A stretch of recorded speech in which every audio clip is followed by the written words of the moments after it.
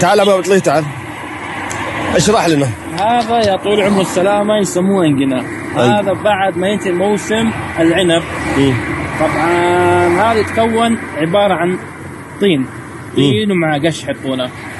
فمجرد ما ينتهي موسم العنب يحطونه جوا هذا يحفظوه لمده 6 شهور. تمام. العنب لا يخرب ولا يصير له اي شيء ولا يتغير لا لونه ولا طعمه ولا شكله.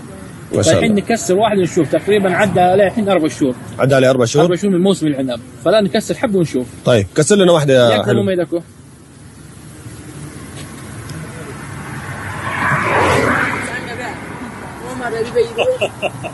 ويجيب حجر.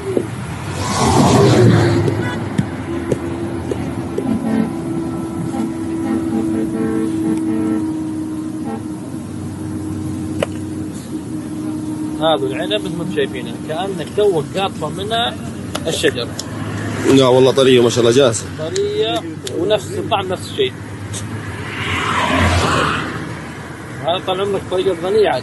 ابتكار افغاني. ابتكار افغاني، ابتكار شمالي. اي والله. شفتوا يا جماعه الخير؟ الولد يبغى له براءة اختراع على قولة ابو عبد اللطيف.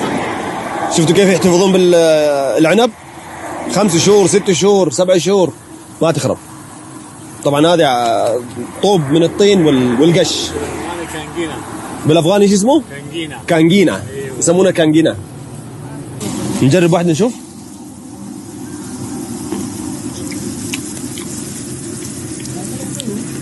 لا والله فعلا زي تمام. هات الكيس يا ولد.